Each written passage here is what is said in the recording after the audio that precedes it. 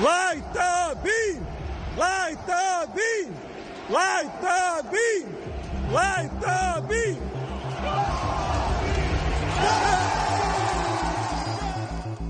Oh, light the beam, indeed. Enough talking about Jeremy Sohan Instagram stories off mic. Let's talk on mic for another one of these programs. Welcome into the Wednesday night edition of the Sports Cave with Biggest Puma. Once again, I am your host, Sam Freas, joined in the room by the Cap, as well as producer extraordinaire LG in an undisclosed location under the same roof. We actually have a fourth person under the same roof tonight.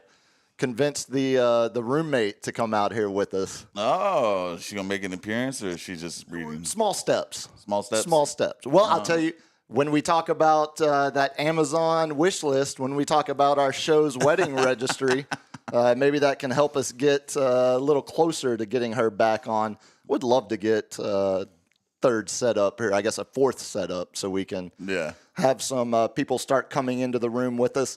Now, as always, we are broadcasting live here on the north side of San Antonio, where we are almost down to 2 weeks away. We are 15 days away from NFL opening night. It's 2 weeks. Coming up quick, man. Coming up quick. It's so weird, too, because, okay, so 15 days away today. Obviously, the way math works, 14 days away tomorrow, which would be exactly two. Yeah, count on your fingers. You're going to need your toes, too. And get there. Okay, we're all on the same page. That's how math works. Tomorrow, or so I've been told. Tomorrow, we're 2 weeks away. But the Cowboys play this Friday. They play their final preseason game. Yeah. And maybe I'm just, this is the third preseason's always no starters. Exactly. Well, if you're the Cowboys, that's the first and second as well. Which again, maybe the Niners should have been taking that heed, man. We lost our third string running back, torn pectoral. Oh, third string running back. That would be. When we had to play our fifth and sixth last year. Yeah, you get a little nervous. Fair. Yeah, that's you fair. Get a little nervous, that's fair. man. Well, when I think of the Cowboys' third string running back, that's the equivalent of any other team's fifth or sixth string having to play, like you said. No, Cowboys play Friday night, so that's 13 days between their final preseason game and the season opener up in Philly, September 4th. Not to mention the fact that none of the starters have played football since December. Actual football besides, practice. I wonder how many you're going to Dak hasn't played since October, whenever that was that he got hurt last year. Dak Prescott sucks. Oh, buddy. It's it kills me on all the quarterback polls. It's not good. They have even the Madden scores. They have Dak Prescott and Brock Purdy the same. I mean, come on. Well, you want to start with that? One of those guys has finished second place in an MVP voting in the last 2 seasons. The other one is Brock Purdy. Yeah. I would think that's disrespectful to Dak to be ranked the same as Purdy, not the way you're thinking of it from a Niners perspective. He's actually been to the Super Bowl, been to an NFC championship, beat Dak Prescott. I'm sorry, were you talking about the Niners team ratings or individual ratings of a quarterback? He is the because again, one of those the captain guys of that ship, isn't he? One of those guys finished second in MVP voting behind the greatest football player potentially of all time. So it's going to be a long football season. There's going to be a lot of this, and you can pretty much rest assured because of how I think the Cowboys are going to perform this year. I'm going to come over to your side within 6-7 weeks. I'm going to be bashing the Cowboys worse than you are by about week 7. I mean, if we have a receiver core, we're out there searching for receivers right now because we have Ayuk's not going to be back for a month. Ricky Purcell is probably the only healthy one. Pearsall. Purcell. You got to say it like he's a villain in a Dukes of Hazzard episode. It's that Pearsall boy, Ricky Pearsall down there just from up the road. And now it's running that shine cross county line. Watkins, our up and coming second year player, he's hurt. Everybody's hurt. Who knows when Jawan Jennings comes back? I mean, did you want to tell you that his calf is flaring up, but that's just going to make Kittle and McCaffrey go up the draft boards a little more and a little more and a little more. For fantasy? For fantasy. Yeah, for sure. We're gonna end up talking a little bit because I want to ask you, when I haven't played fantasy in like 7-8 years now. This will be my first quote unquote team I've played, and I've got my GM in place. You got your GM. Claims he has multiple championship belts on the mantle already. So skins on the wall. Yeah, we'll see how it goes. But we need to talk without giving away too many of your draft secrets. Yeah. We do need to have some generic fantasy football draft talk for all the guys that aren't playing in our league but are still going to be drafting here in the next couple weeks. The best advice I can give you is mock drafts. See where people are going, Realize like, oh, this person's usually going third or fourth round. Don't sit there and pick them in the second because you can get them back on the swing. So knowing kind of like the draft styles, and a lot of people go pick you up on those magazines where it's like the top 100. Everybody like kind of goes off of that, and then know your homers. Know who's a Dallas Cowboy fan because Dak Prescott's going to be a quick grab for them. So the last league I played in was when I was still across the street at what's the name? CMG Cox Media Group, back working for get your jokes in now. Back working over there with was them. that like a hard job? It was pretty stiff competition. I mean, it really was. You had to be the elite. Yeah, you couldn't come in there with any kind of limp, nonchalant attitude. You had to. You had to really focus. Really. You had to get your nut. That's correct. No, we were playing over there, and the first, like 3 of the first 5 picks of the draft it was like Dak, it was still Romo. It was even before Dak. It's been that long. It was Romo. It might have even been Julius Jones, maybe not that old, but it was whoever the running back was. DeMarco Murray. Yeah, that's who it was. It was DeMarco Murray. Yeah. R.I.P. The year they gave him over 400 touches just to run him out. Burn him out. Yeah, we're not going to re-sign you, sir. and then the wide receiver was Dez. And those Romo, Dez, and DeMarco were 3 of the first 5 picks in the draft. Oh, my God. And I remember just sitting there thinking, like, you know what? I think I'm done with this. So, pro tip number 1, don't pick your team. That's just like, unless it's like a defense or the kicker, that is going to go off. Yeah, if you're a Cowboy fan, pick Brandon Aubrey because they're going to be kicking a lot of field goals. Exactly, and he's their best offensive weapon outside of CD. Just let that one go so you can enjoy your team's game without sitting there being like, throw it to Ricky. See, I've always fallen on the other side when it comes to not fantasy per se, but when it comes to betting regarding my favorite teams, like Cowboys games. Majority of every game, every week throughout the season, I'll have money on the other team. So that then when the Cowboys lose, I don't feel as bad about it. Yeah. So at least I can be like, okay, well, I got a little something out of it. Yeah. It helps with the emotional turmoil of being a Cowboy fan. So you're willing to spend money to garner a win? That's correct, yeah. That's sports in general, is it not? I mean, it kind of is. It kind of is. Speaking of the Cowboys, we got to talk. Both of us have started through the Cowboys documentary. I'm curious. Just trying to burn through it so I can just forget about it. So tell me, you were 5 or 6 episodes in? 6 episodes. 6. In. Okay, so I'm only 2 in. So we're gonna take this in chunks. I'm at the after 6 is where it's the fall of the dynasty. This is this post 95. Oh wow! So the first 6 episodes are all still just through the mid-90s. Oh, a lot of fluffing going up. Yeah, okay. Old Jerry. That's kind of what I'm worried about. So I am 2 episodes in. I picked the roommate. Speaking of the roommate, she's here. Picked her up. He has a national, like a natty championship ring from Arkansas. He was an All-American offensive lineman. Yeah. He was the team captain of a national champion. Team captain. Yeah. Never knew that. Played guard. at his side. Grant, okay, we're going to talk about the documentary because I think there's a lot of things in there that a lot of people already know, but there's stuff like that where still did not know. Yeah, educating a younger generation. But we got to talk the documentary and what I watched. We've got some other cow notes to get to. We're going to try something new tonight as well. I've got with as many, the roommate and I do Who Won the Internet, which I cross your fingers. Oh, could it be this Friday? Potentially. Maybe. We're all of these last second travel obligations that pop up. Like I picked her up from the airport yesterday. She was in Cleveland first part of this week. And then I got a picture. I forgot to tell you all this Monday night. Tell me if this is not the sexiest thing you've ever heard a woman do, okay? Yeah. Ordering an Arby's roast beef sandwich at the Baltimore airport.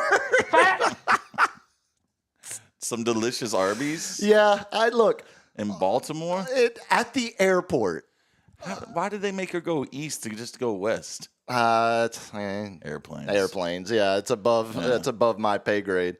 But yeah, I forgot I had that on that was one of my notes that got left on the cutting room floor for Monday night. Was it just a regular roast beef or was it a beef and cheddar? Yeah, beef and cheddar? Definitely beef and cheddar.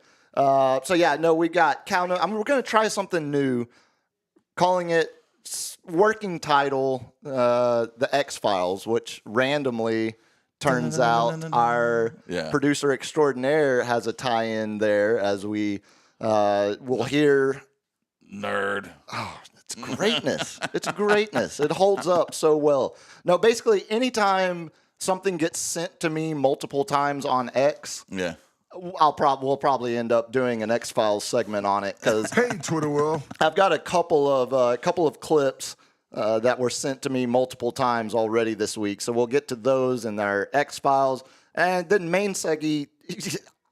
I swear I'm not trying to just do Project Marvel every main segment.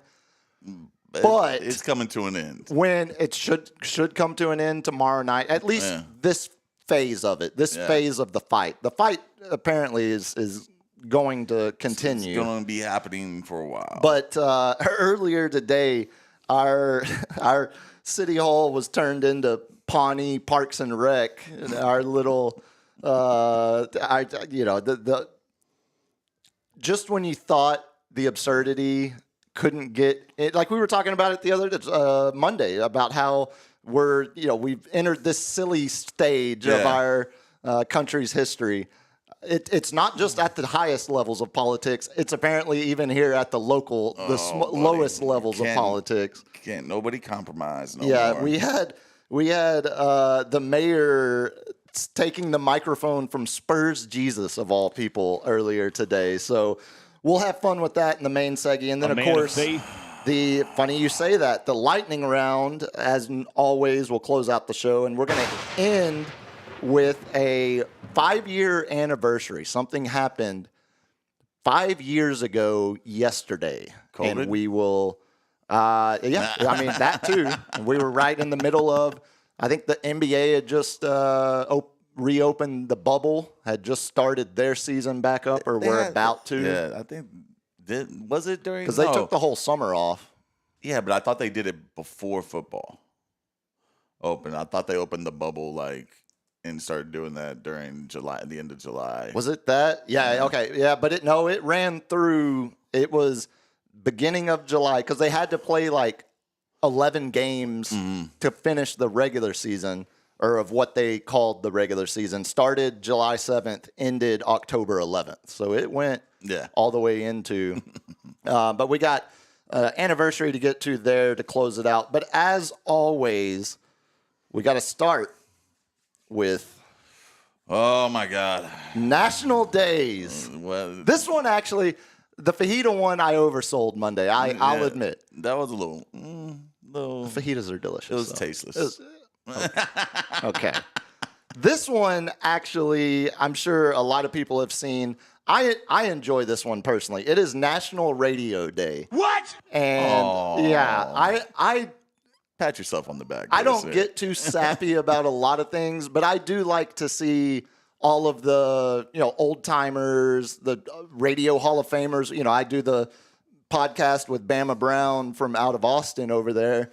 He's a Texas Radio Hall of Famer. He's got 37 years, almost 38 years now in local radio. So just the amount of stories those guys have. Jay King here. Not Jay King. Jay King's the DFW guy. Jerry King, the classic country now guy here, was one of the first dudes I got to work with. Speaking of Cox. Yeah. Speaking of Cox, don't pull that as a drop. Some of these old school radio guys, it's like talking to someone. Radio has changed so much over, use Bama, for example. He's been in radio 37 years. What it is now in 2025 compared to what it was in the 70s, 80s, even 90s, hell, even last decade, it's changed so much. Yeah. Some of these, I went back and specifically pulled some of the pictures of when I was just getting into radio. Tell me, which one's up now? One with the mouth agape and looks like you with pubic hair stash. Oh, well, yeah, that was the time. Okay, so that one, that is the 90s rock band, 99.5. And Trapped was doing a acoustic studio performance for for some chosen winners of a Kiss contest. Wow, I missed that one. I had to go pick them up from the airport. You'll notice, if you know anything about that band, which I have further follow-up questions if you already noticed this, the lead singer is not in the vehicle there.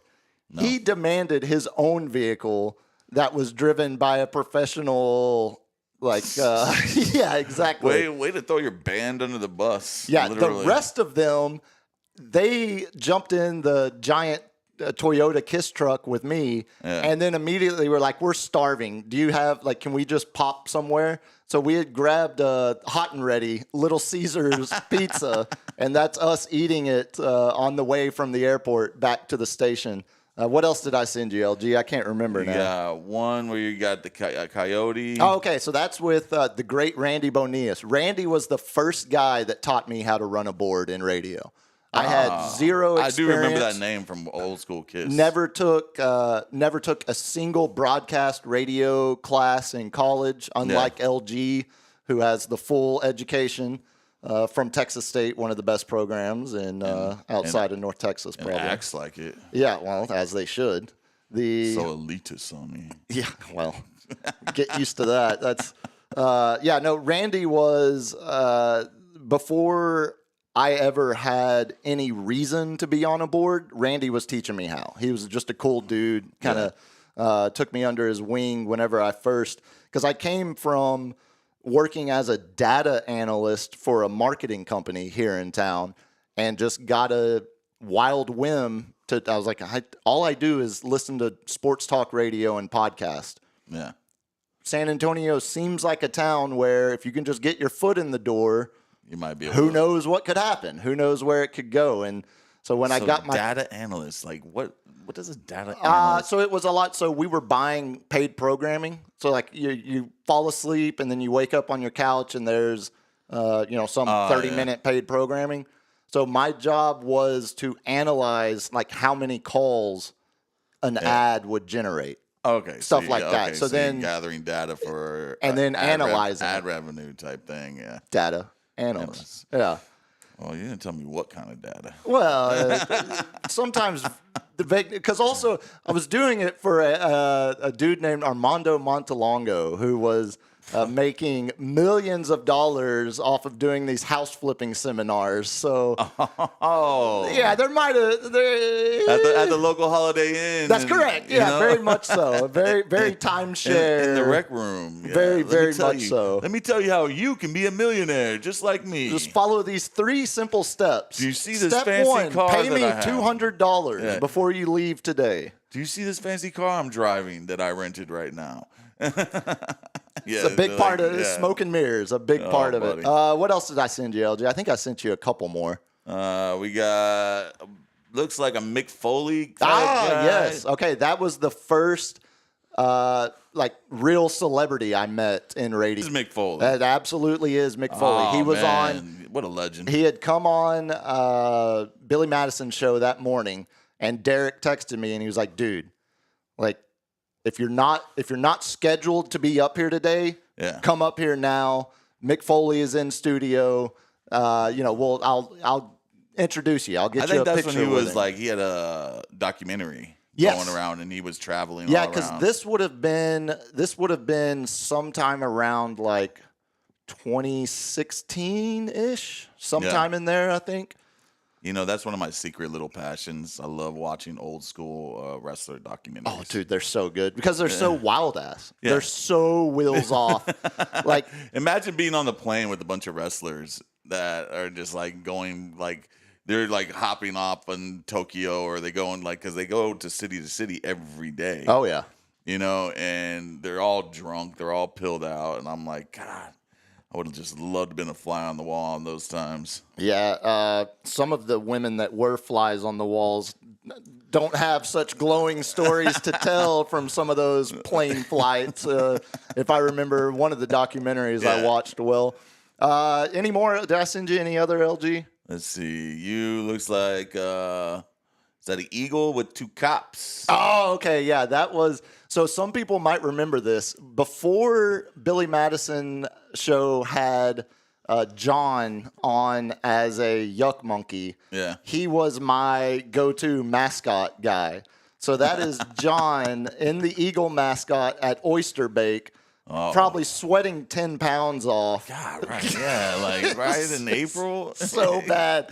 It was so bad. I think it was right before Dennis DeYoung or you see the Eddie Eagles Money. you see the Eagles start wobbling and stuff. Like, so it's funny. There were multiple times where I would see him walking through the crowd, and I could tell the gait was a little slower, and like the head was starting, and it would, he'd wiggle one way and wiggle the other, and that would be like, dude, you gotta. He was a trooper, though. He again, someone who just wanted to get his foot in the door. He started as the Eagle mascot, ended up as a member of Billy Madison's show for a short while, while at least, nonetheless. Oh, buddy. Yeah, and what else? Is that it? And we got one where it looks like you're sleeping at the board off. Ah, yes. That was your the overnight shifts. No, not the overnight. That was the Snowmageddon.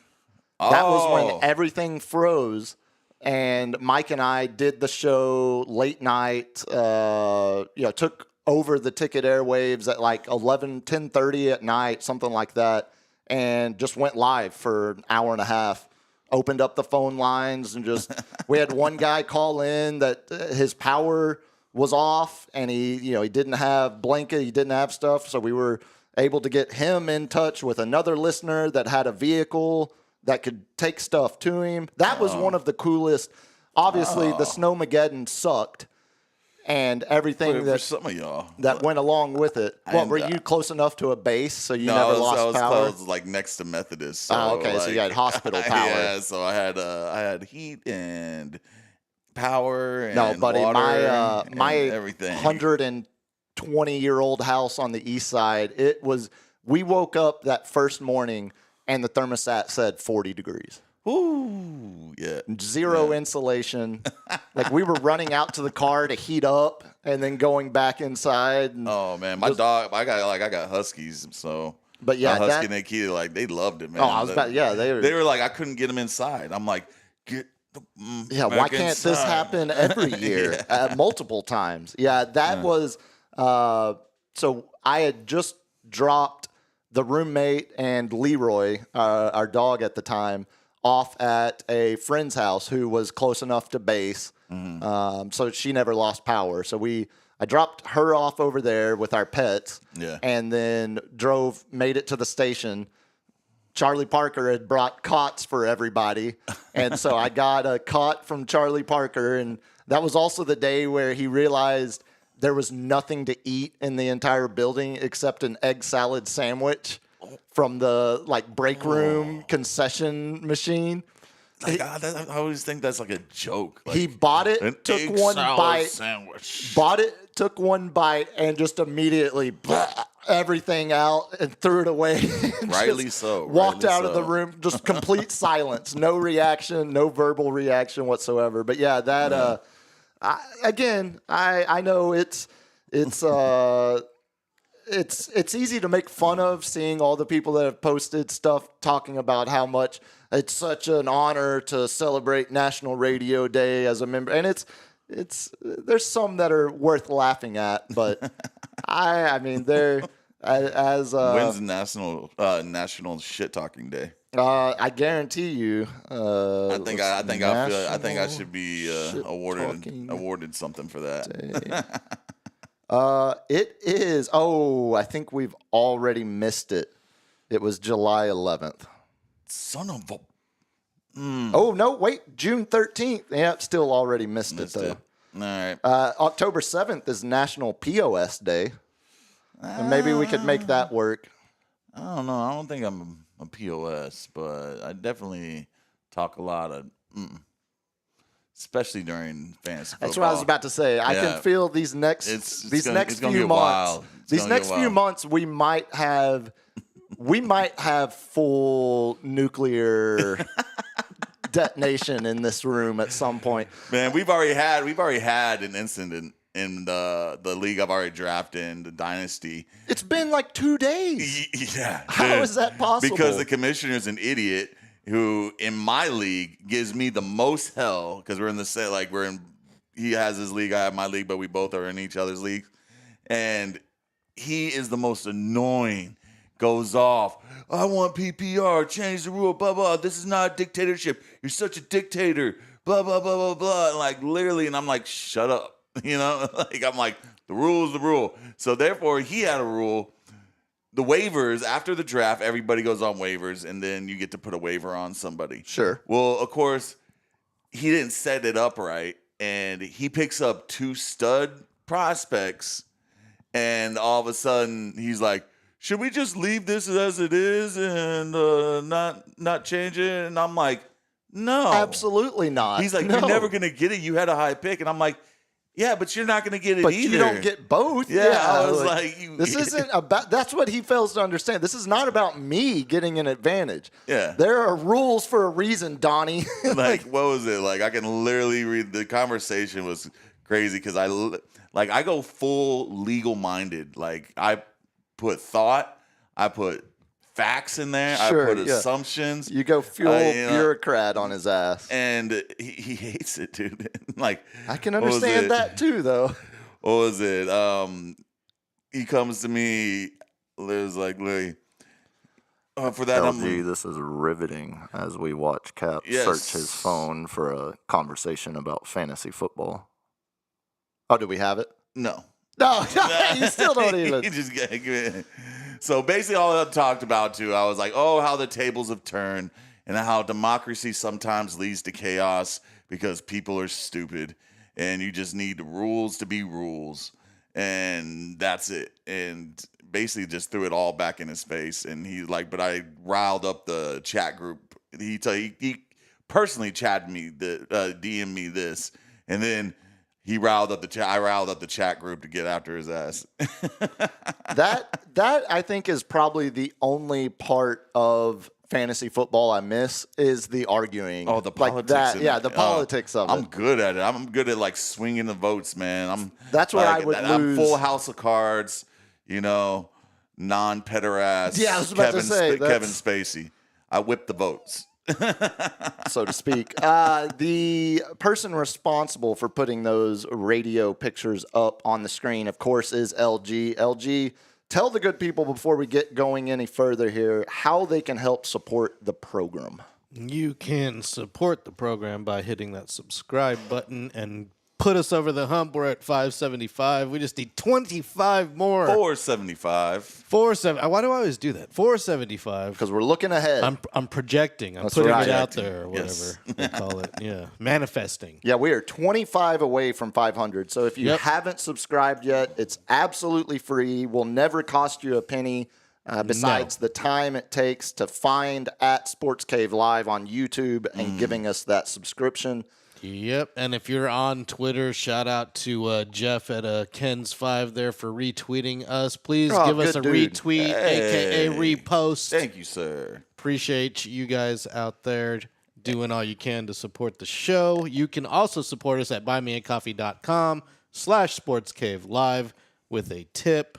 And I believe there's an Amazon wish list already in the description for you to click on if you feel like picking something up. We are not above begging. The wish list. Yeah, no, shout out again to Wes for making the first purchase off the Amazon wish list. We do appreciate it. The more equipment, the more tips we can get, the more subscriptions we can get, the more Amazon wish list items we can get, all just means more equipment, more investment, more. We want to bring in people on. We definitely having a third person here. We need camera, mics, all that kind of good stuff.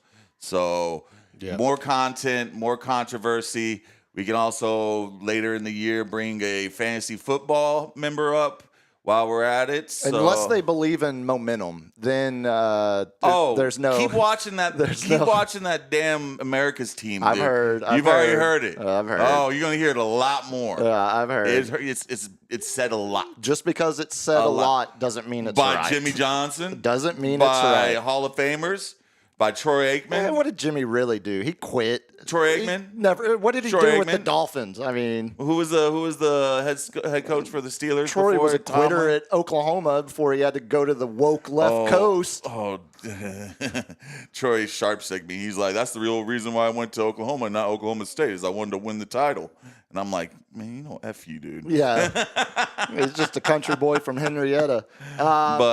So let's fantasy. We got 2 more members in. Good. Yes, we got 4 spots left to get 12. We have 8 right now, so we can start it. But that's a lot of players. You're gonna have that FOMO. Like, should I start this? So 12 is the perfect number. And we're doing the draft Tuesday, September 2nd. So we got 4 spots left, and you got what is and we're that? doing it live. Basically.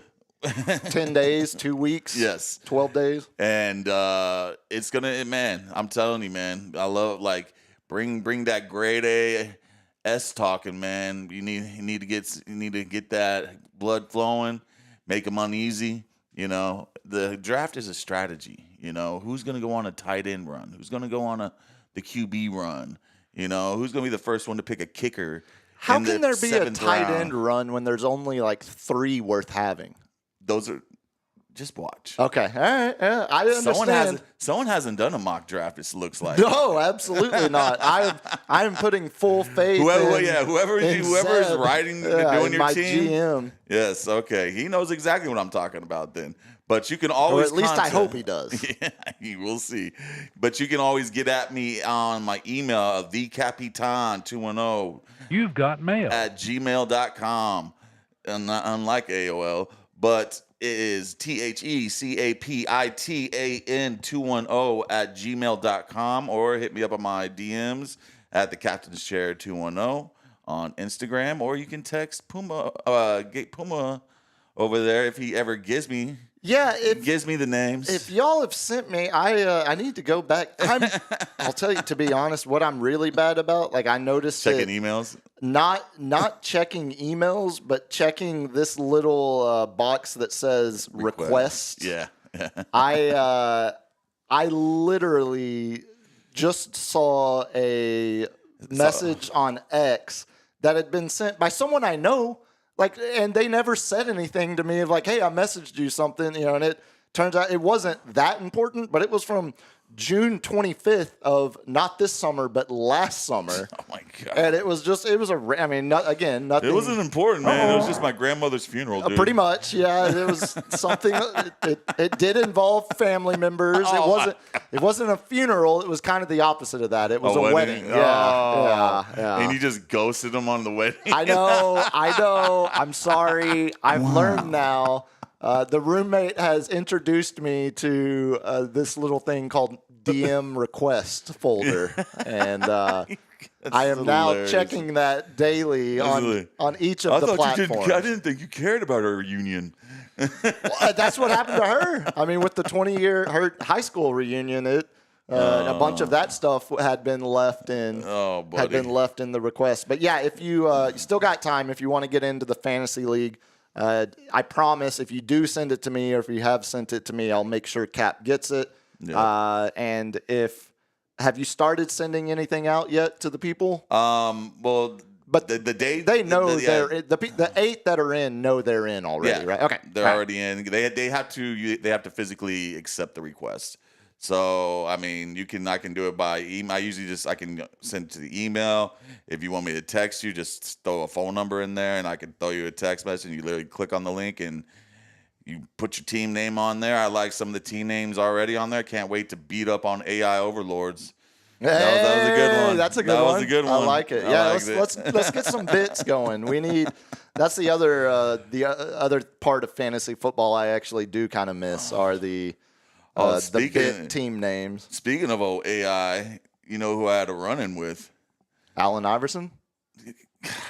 That joke is not going to get better, dude. It just doesn't. Still makes me laugh. You want to keep it real? You keep it real with me. There we go. There's AI's mom. Chat GPT little girl. Oh, what'd you get into an argument with now? No. We are not using real name, so her name is Addie. And that's a hot alias name. Yeah, I was like, either you have a problem with some pills, or that's a pretty good name. Yeah, I got a buddy, Reese. Shout out Reese. It was his birthday a couple days ago. His little sister's name is Addie, and I as soon as I said that, I'm like, hell, Reese is gonna get mad. No, it's a hot name though. The reason why she broke up with him was because he was moving incredibly too fast. Besides the Chat GPT Dizzle being way too acting like a real person, when I'm like, you're a freaking robot, man. You know. But even if you're listening, I'm gonna be your home. I'm gonna talk to you personally right now. What?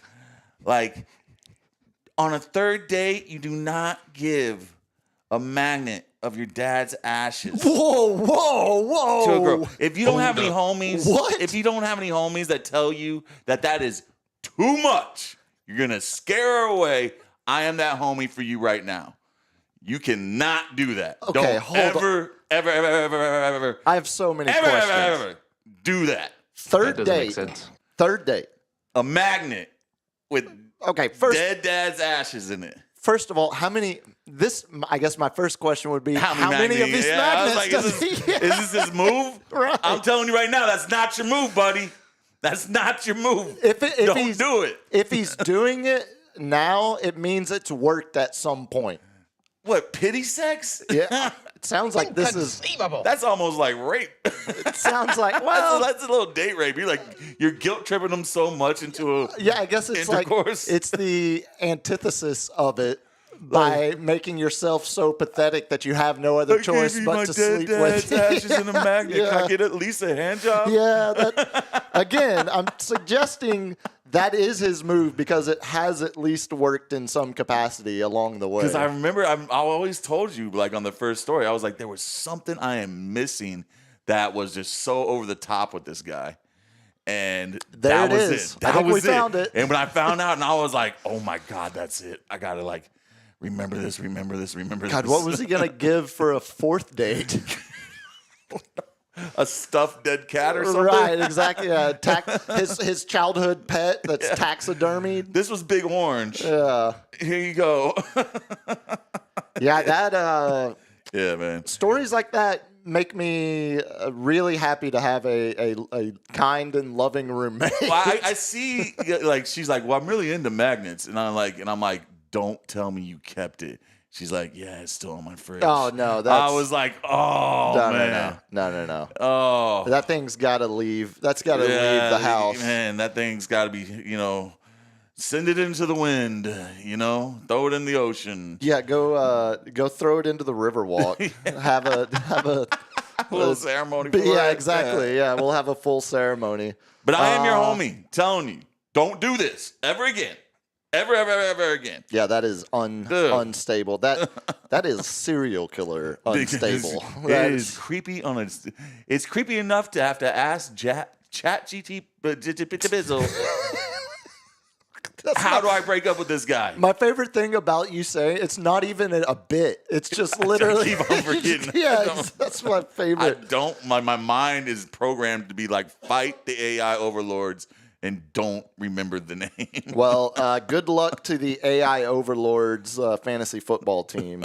We will be. We need 4 more people, so get your names in the hopper before we get to September 2nd. Let's jump into it. It's funny. I felt like I was going to have to really apply some pressure on you to watch this Cowboys documentary. And now you're 6 episodes in and I've only watched 2. So I'm just trying to get it over with because I was like, I just need to know. Like, I knew there was going to be some great parts about the catch. Sure. The Niners. We were the team to beat. Y'all should have never won in 92. There was no holding. There was some plays that were questionable on that, that was 92 after the NFC Championship game. Yeah. I think a lot of people forget even the small part of did he catch that? I don't know. It's Giants Padres and we're talking Cowboys. Okay. Don't be distracted. It's the first inning, even at that. Oh man, it was a great catch. So it was Dwight Clark's. A lot of people, I think, assume that was after one of the Super Bowl wins. The Jimmy's, how about them Cowboys? Yeah. That was after the NFC, after finally getting past the Niners in the championship game. I want to go back, I'm going to have the whole series done by the time we're back in the room next Monday. So, it gets good. Like, I wanted to hear about the White House more. And actually seeing the front of the White House, it looks like a house I rented when I was in my 30s. It was a random house in Valley Ranch. Who's the neighbors? And this the neighbors were living their best life. And you know everybody in there. I love the montage they did. Oh, I don't know much about that house. I never did that. Blah, blah, blah. Then comes Michael Irvin. All right, let me break it down for you. I'll tell you everything. We got this room over here for this room over here for this. See, I haven't gotten there yet. I'm only 2 episodes in. I've seen the clip you're talking about where he's like, we got weed in this room, we got Coke and X in this room, we got girls in every room, and you just go room to room. Yeah. And that's again, I think for this documentary is great for. So are you at 92 right now? When the 92 finished? I finished the 2nd episode. Okay. So I think episode 3 starts with that first NFC Championship game at Candlestick. Yeah. Yeah. So it starts there and then it kind of doubles back.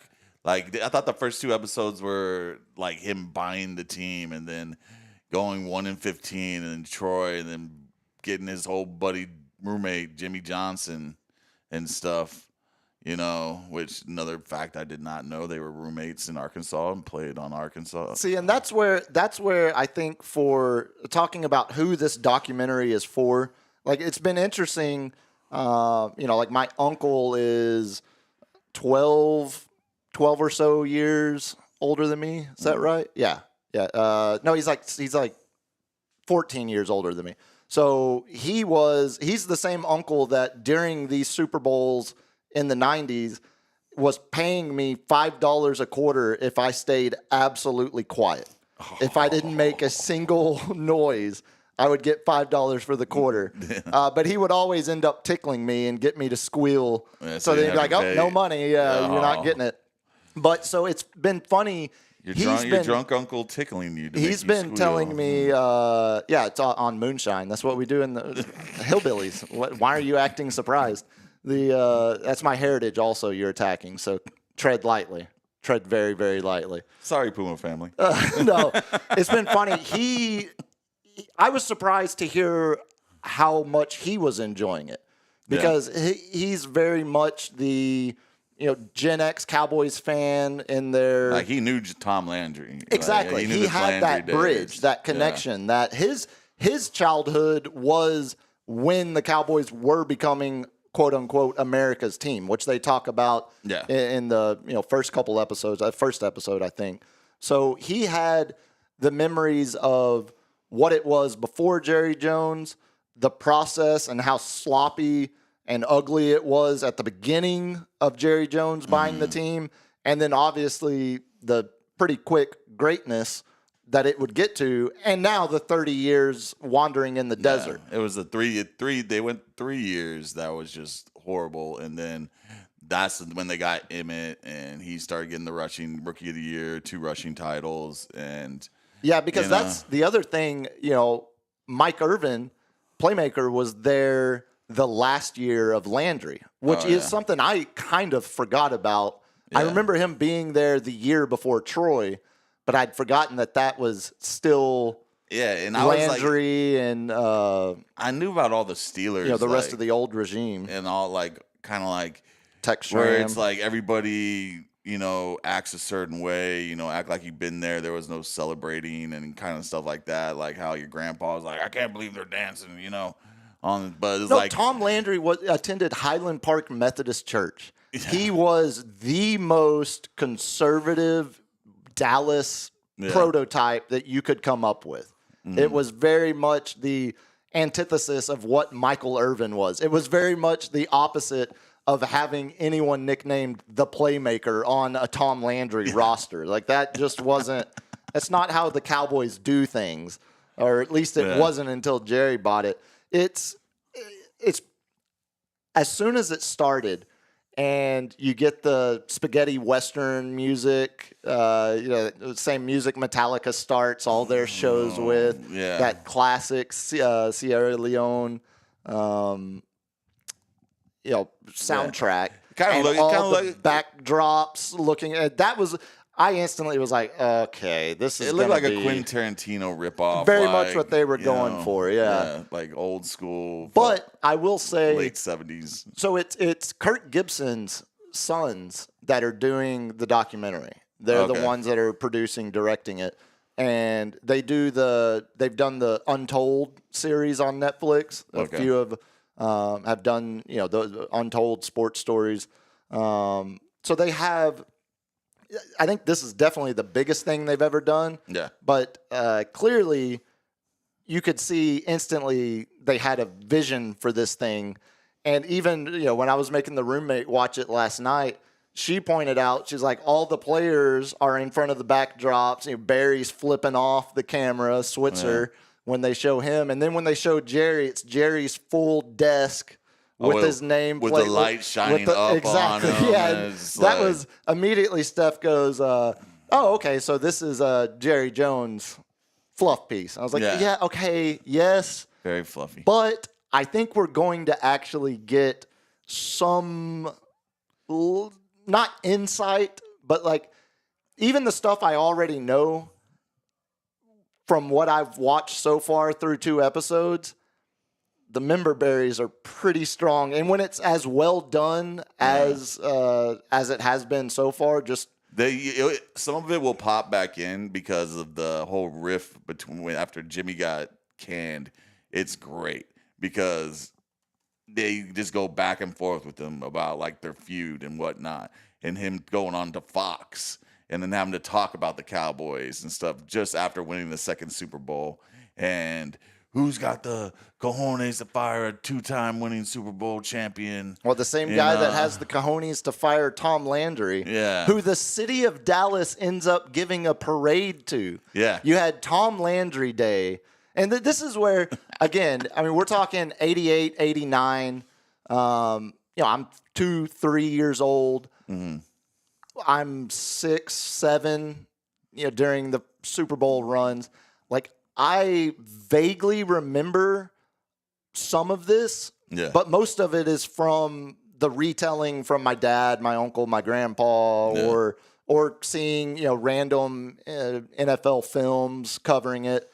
But I think for the 40 and under NFL fan, like I don't think it's common knowledge that Dallas did a parade for Tom Landry after Jerry Jones had fired him. Or how about when, Jerry even admitting I've always heard the story of Jerry and Jimmy going to the Mexican food restaurant and, getting the picture in the paper the next day. End up being Tom Landry's favorite Mexican restaurant. Yeah, it did, with Tom Landry pictures all over the wall.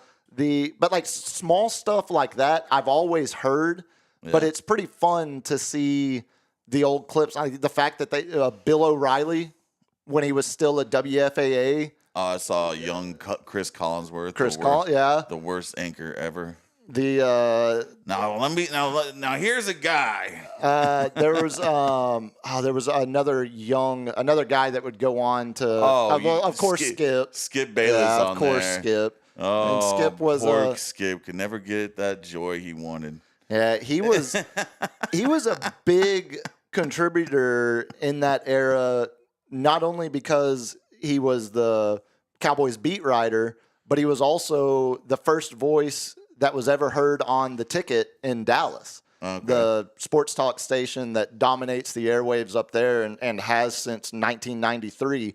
Skip Bayless was the original morning show host on The Ticket.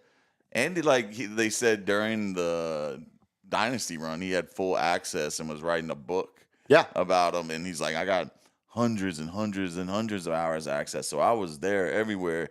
And I'm like... It's also the book where he suggested Troy Aikman was gay, which led to... I'm at the racist part. Troy would never do anything. When he was a Fox employee, he would never go on any of the Fox shows to talk NFL because they employed Skip Bayless. And that was as recent as up to 2-3 years ago when Joe and Troy joined ESPN, and now they do all the hits with SVP or whoever else. Troy refused to do anything with Fox except call games. Yeah. Because Skip was their, high paid attraction. Small details though. Who got the last laugh on that one? Of course. Troy. Yeah. Troy. The production value of the people doing this was one of the first things I noticed besides the spaghetti Western music during the intros. The first time Jerry appears on screen after the intros, it's a Johnny Cash song that's playing in the background, okay? Mm-hmm. The name of the song is Arkansas Lovin' Man. Listen to the lyrics. This is how the song starts. And this is as you're getting flashbacks to Jerry as college football player Jerry. Quote, some men were born in poverty. Some were born with wealth. I was born a loving man, and I just can't help myself. With a man that we have pictures of him squeezing waitresses up tops at bars in Dallas. He's had a fun baby with a flight attendant, or not even a flight attendant. I'm wondering if that's going to come on the documentary. I doubt God, it. No, they're not getting any. I think this is as close as we're going to get to referencing any of that. Because you talk about the White House, they're more than happy to share the stories, the secrets of the players. Yeah, because as he says, he wants an all year round soap opera. But we're not going to get Jerry's secrets whatsoever. But they did say in one thing, he's like, oh, Jerry would drink. He would come out with us and wanted to be party with us and be one of the guys. And and it's like... Again, I think that's the closest you're going to get to any actual details of Jerry's skeletons in the closet. The next line, the women have all made over this old boy ever since I was born, but that's why these old Arkansas traveling shoes are so well worn. That was the song choice in the background. And as soon as I heard it last night, I just died laughing, explaining to Steph the lyrics of... using the I was a loving man. Yeah, exactly. The a couple other notes I had from it. The footage of the Saturday Night Massacre, the intro press conference where Jerry is announcing that Jimmy's the new head coach. He's announcing the firing of Tom and Tex Schramm and Gil Brandt and all the guys. Literally, Tom, Tex, and Gil were the three figures that single-handedly built the Cowboys through the 70s, 60s, 70s, 80s until the Niners took over the 80s. Well, and that's the thing. In I think it was the 85 season, they started the season really, really well, really good, and then Danny White got hurt. I think they were like 6-2 to start the year, and then from Danny White's injury, it was all downhill until Jerry bought the team, and that was where. So like when the documentary kind of made it sound like the Cowboys had been terrible for 10 years. It had been like 2.5 years, but that was so out of the norm for them. But they weren't winning NFC championships. No, they were just because Danny got to Joe Montana's first Super Bowl was 82. Yeah, and then they had a lapse 86, then 87 or 88, 89, 9. What was it? Steve Young came in, and that was the 92 when Montana got injured, and Young was the first one to come on. But Montana was healthy. But on the sideline. The year before, Montana won the MVP. So it was like, what do? You got the legend, himself, Joe Montana back there, but this guy just won the MVP, and he's killing it. He was Michael Vick before Michael Vick. Like no one ran the ball like he did. No, he was Roger Staubach is what he was, like in terms of like. Did Roger run? Oh, yeah. I didn't know that. Yeah, big time. You mentioned it. Michael Irvin is the star of the documentary, even just through 2 episodes, and I know it's only going to get more and more. He is. I would watch an 8-part Playmaker documentary. Yeah. Just give me full. He was the 15th of 17 children. Yeah. I was born to be a wide receiver. The doctor tried to spank me, and I caught his hand. Yeah, it's so great. I had that note too. I mean, again, watching it specifically with the roommate, she's always seen Michael Irvin, the media personality, or the clips when he gets so torqued up and is yelling about the Cowboys on NFL Network or something. That's the Michael Irvin she knows. She doesn't know the intense bad MF or wide receiver, actual, early 20s, mid 20s superstar Michael Irvin. So it's been fun for me to see her be the like Miami Hurricane Michael Irvin. Exactly. Her, like last night she was like, oh, yeah. Like I was like, yeah, I'm telling you, like he was the man. He was different. He was in more ways than one. He was, him talking about how Jerry became a father figure to him in some of those early episodes because he had lost his father to cancer right as he was getting into the league. I would watch a Michael Irvin documentary. I the one thing that stood out to me was he was like, I gave Jerry a list of all the old Tom Landry players that gotta go. I was like, they gotta go. Because Jimmy went in there and man, he ran them hard like college kids and and that was the other thing. It's listening to Irvin talk about some of the veterans on that team that were telling him no, this is the pros. We don't do that. Yeah. You're in the that's pros what I was talking now. about, the Gilman's game. Right. It was just hoity-toity and stuff like that instead of just being let's be dirty dogs. No, it wasn't like it wasn't the Oakland Raiders or at that time or LA Raiders or getting off the plane at University of Miami in full military fatigues in full camo to show. I did love that they showed that 58-7 final score in the Catholics versus Convicts game when they spanked Notre Dame. You mentioned Jerry. I think there's, again, if you're 40 and under watching this documentary, there's probably going to be some things you didn't know. 40! Unless you grew up in DFW area, there's a lot that you're going to learn, like the fact that Jerry Jones was a national champion offensive lineman at the University of Arkansas, co-team captain. Also, the fact that he did his thesis at Arkansas titled Marketing in Football. Yeah. He was already he always wanted to own a football team. And this is where there's so many things about that now in 2025 drive me crazy. But putting myself back in that time in 1988, 80, Jerry is a marketing genius. And it sucks to have to admit that. The Cowboys would not be worth $13 billion if it wasn't for Jerry being the best marketer of his generation. So you haven't gotten to the prime time, like when Prime gets hired. Oh, no, not yet. Yeah, so he's not so much a marketing genius because all of them knew how to market because they all did split shares back then. You know, all the jerseys went into the kitty and everybody got a piece of the kitty. You know what I'm saying? So, like, that's how every ad revenue, every sponsorship. Yeah, that's why Miller Lite is the official beer of the Dallas Cowboys, but Bud Light is the official beer of the NFL. It's why Coca-Cola is the official drink of the NFL, but Pepsi is the official. And say, F your rules, I'm going to do it here, and let's see who wins in court. And that's where it kind of ends. Like, that's where I ended it on. And surprise to me, I know who already won that battle, you know.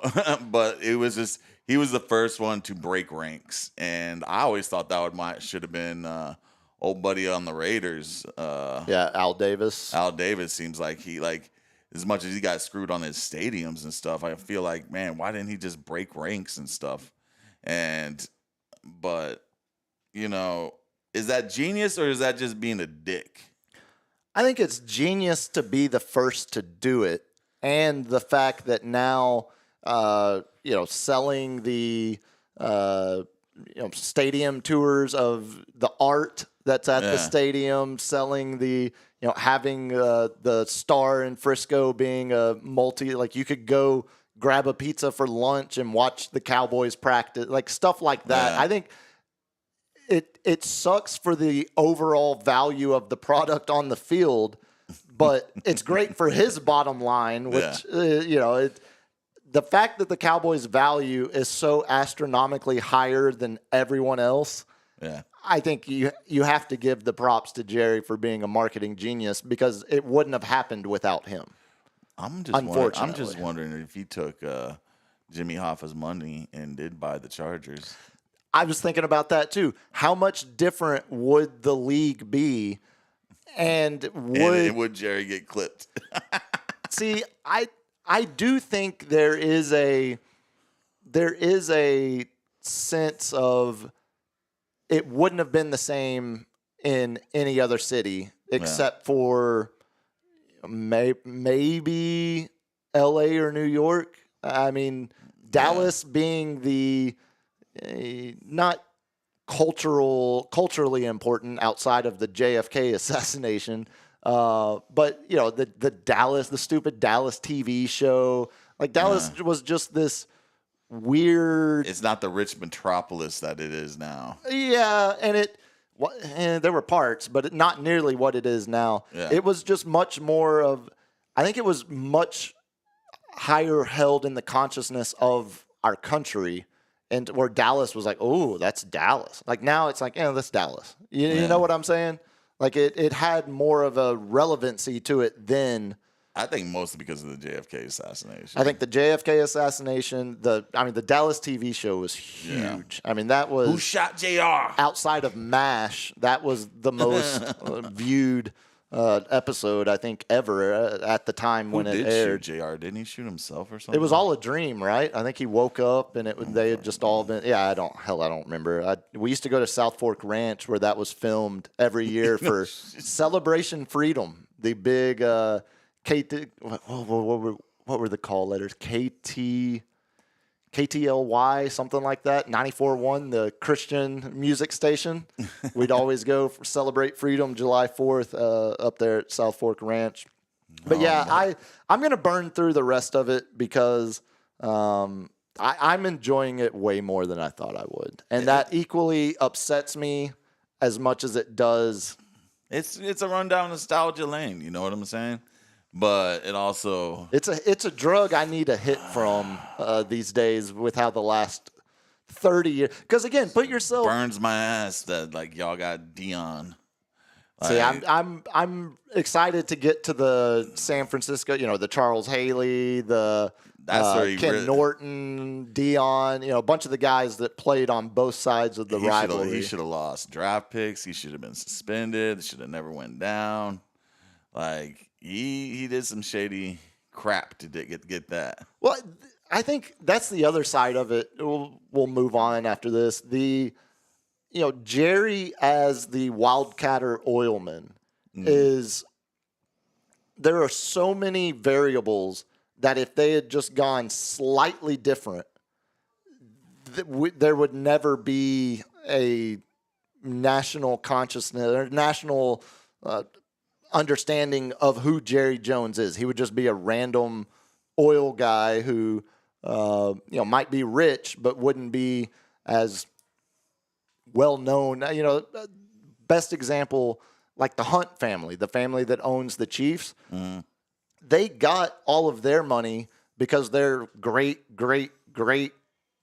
maybe one more great grandfather won a land track in a game of poker.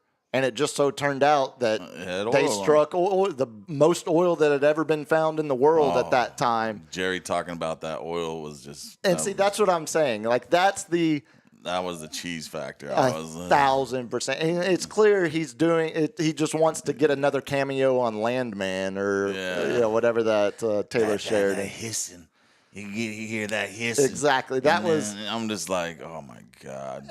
And again, I knew we were going to get a lot of that, but I'm looking forward to get to the actual Niners Cowboys as I start season 3 or episode 3 after the show tonight. We'll burn through a couple more, and we'll do a great. My Yankees just blew a save. You're being helped out at least by the fact that no one else, the Astros and Mariners, everybody's can't losing. win games. But this is what we were.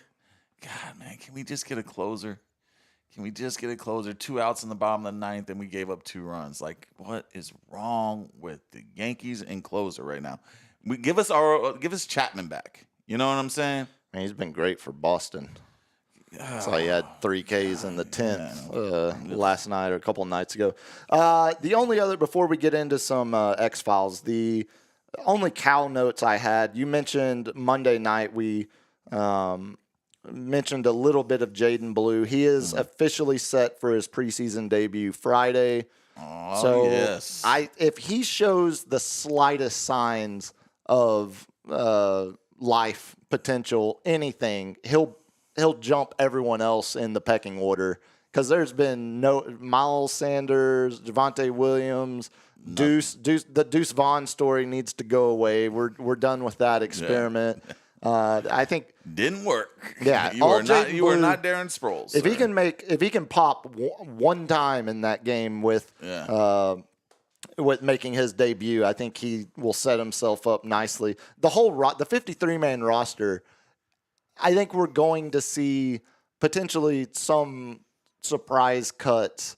I shouldn't say surprise, because they'll be based on performance. But I think just the way it's shaping up, where, I think we talked about this Monday too, where Joe Milton not being able to really solidify the backup role, that means you're probably going to end up carrying 3 quarterbacks. So that takes a roster spot away from another position. But most teams carry 3 quarterbacks. Yeah, well, the Cows had been doing talking most teams compared to the Cowboys, they had been doing the 1 backup, 1 on a practice squad. So it was like last year, Will Greer on the practice squad, Cooper Rush as the backup, and Dak as the starter. That's also, most teams carry 3 quarterbacks because most teams are actively developing a young quarterback at all times. Something the Cowboys don't do, as we talked about previously, talking about their draft history with quarterbacks. But it's going to be interesting to see how the 53-man roster shakes out. The only other note I had for you, Luke Schoonmaker exited practice yesterday. Haven't seen an update yet on him, but that 2023 draft it's just looking like you're not going to get anybody from that draft class that is on this roster in 2 years. That was the Mozzie Smith first round, Schoonmaker second round, Overshown, Demario, but injuries. He can't stay on the field, can't stay healthy. True. So yet to see exactly what his career is going to look like in 5 years. Fehoko, Awesome Richards, who might end up getting cut because the 7th round pick from last year, Nate, what was his name? Nate Thomas is outperforming him in camp so far. It was also your Deuce Vaughn year, Deuce in the 6th, and Jalen Brooks in the 7th, and Eric Scott Jr., who's already off the roster, was a 6th round pick too, corner. So that entire draft class, that's crazy. You guys potentially could be a full whiff. Barring the only saving grace would be Overshone stays healthy for the next 5 seasons, doesn't miss major time. But outside of that, you think you're going to give him a contract after being injured that many times? No, not. He's going to be 24, 20. Yeah, so he'll have like 2 or 3 more years. And this is why it stands out so much. 2020 draft, Cal's got CD, Trayvon Diggs, and Tyler Biadasz, who's already moved on. But at least you got CD and Trayvon at the top of that class. And then 2021 was your Micah Parsons, but it was also your Osa Odigizua. It was there was one more. Makwamu is still on the roster as well from 2021. He was a 6th round draft pick. He might be your starting corner come September 4th up in Philly. 2022 draft was arguably one of their better ones. That was your Tyler Smith, your 1st round, Sam Williams, who apparently it sounds like is fully recovered from the injury, having a good camp.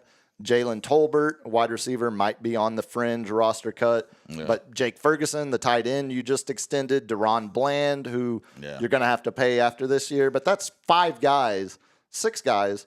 Oh, that was also your Matt Waletzko. That was the Amari Cooper draft pick.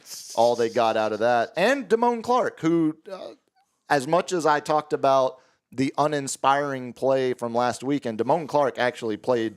He looked really good again at linebacker, actually, when the defensive line can allow linebackers to play more freely without guys already on them. He looked at least serviceable again, which is more than you could say from last year. But then that 2023 class, compared to the 3 before it, you're not getting any kind of team building from that year. So that I'm gonna get some scouts, bro.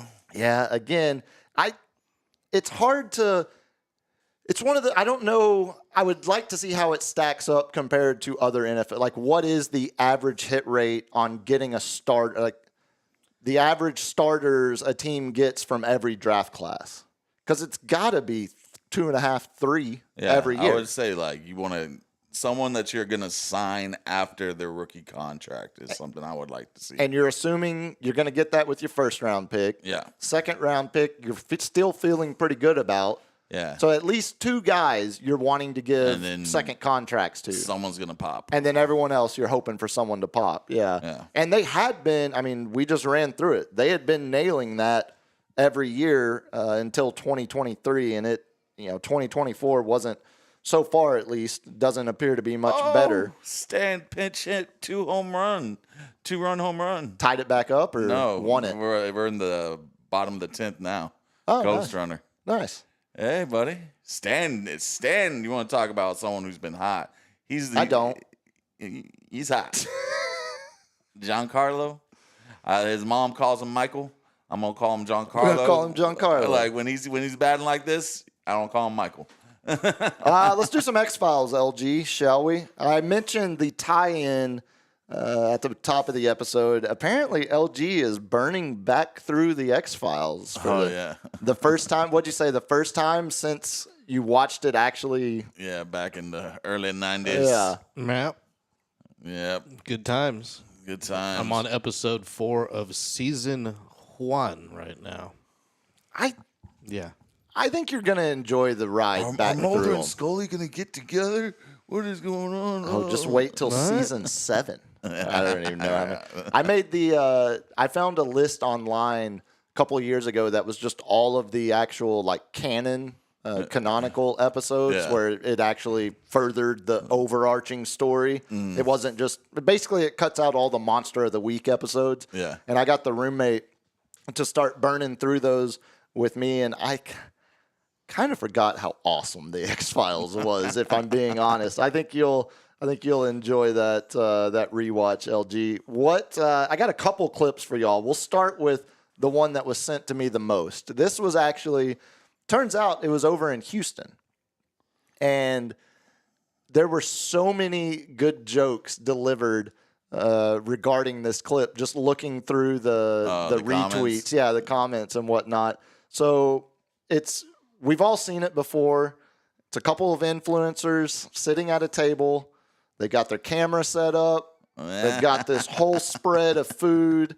I mean, we've got the guy that does it now here on KSAT. What's his name? Elder. Yeah. Doing the Elder Eat. Like we've all seen this content. Yeah. It's the beard guy that eats all the food, the English dude. They come down and pound down a couple of hot dogs over a dog father. Yeah, see, there you go. I saw it's a Popper burger. Burger of the week. Yeah, not poppers. Yeah, it's popper. Popper. Yeah. Jalapeno. Like poppers. I was saying. Yeah. Poppers. Uh-huh. No, popper. That's funny. It's just funny. I'm gonna you represent the pepper community. Anybody know how to read the poll I did? I don't know how to read it. Yes. Can anyone help Cap read poll? This the best caption I saw regarding this was, okay, which Georgia football player did this? And this was drive their vehicle right into the restaurant. Oh, I love it. Boom.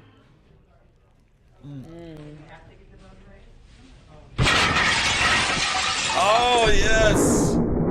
I was going to say, I've only seen the one where it's slow-mo.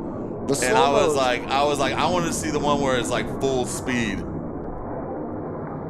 That was best case scenario. But why are they wearing the same thing, same clothes? Production value.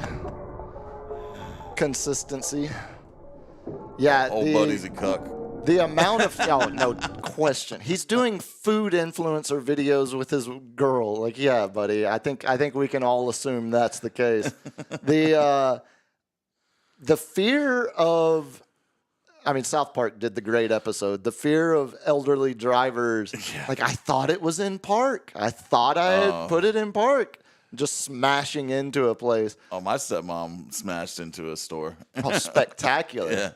But I think she might have been a little drunk. Yeah, that's the other part of it. We had a couple of those growing up in town where someone forgot to put their car in park, but also might have just taken end up being the liquor store. Yeah, too, might have taken. Oh, that's even better. Okay, one of my favorite things is when you pull up to a gas station or a liquor store and you just see all the traffic poles are knocked crooked, and you're like, hell yeah, brother. Like I know what you did here. So yeah, that one was sent to me multiple times, and then I could not stop watching these other videos earlier today. I don't know what started it or how it started trending, but I got sent so many videos of grown men playing in these 40 and under leagues or these 37U leagues, full pads, full speed, or as fast as a middle-aged man can. Football? Yes. Oh, tackle? Buddy. Living the Al Bundy glory days? First of all, tell me if this pregame hype pep talk is going to get you ready to go lay some wood, so to speak. They need to feel us now, bro. No Diddy, bro, but all Diddy. I'm trying to fuck them right now. Yeah, no Diddy, but all Diddy. Games with this shit, bro. I'm done after this shit, bro. These my last 2 fucking games, bro. Let's ball, bro. Let's turn this shit up, bro. Y'all know how I get. I'm horny. I'm horny. I pop the blue chew. I'm horny for his ass, bro. They need to feel us now, bro. Oh, this guy, it's like, I got 2 games left in my career, quote unquote career. He's like, they gotta feel us. Like, oh man. Again, I'm just imagining, first of all, it's like we were talking about my buddy playing in these grown leagues playing baseball. It gets heated. Yeah. But it's baseball. So there's not a whole lot of contact. I thought we were gonna see some We're gonna see them laying some wood. LG, play that next clip. Yeah. Don't care. Tim Tebow out there to handed it off to little Darren Sproles. He done got a little. Listen, I thought he was on to something. I swear, bro. I'm like, this motherfucker moving right here. Now look at number 9 just creep up and just hit him with the bam. Yeah. I told y'all gotta go to work. Threw his whole body into him. Buddy over there is shook up. Dude. Just tell him to call off right now. He got a concussion. He not even. I watched Tim Tebow out there multiple hours of these videos earlier today because there were so many. I didn't want to. There are so many. After we played Micah talking on the phone a couple months ago, where I forgot there was some language in there that might not want to include, but. Man, there are so many good clips of middle-aged dudes just getting their shit rocked, running across the middle, or a quarterback leaving them out to dry. Did you catch the Jameis Winston pregame speech about while he's eating Popeye's chicken? Oh, yeah, that's a classic. Yeah. P-O-P-E-Y-E-S.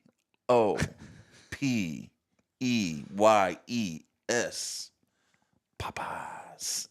Look, I'm serious We gonna about go out there with this good chicken. I'm serious about the Cowboys They trying to trade for Jameis. Like, the Giants don't need him.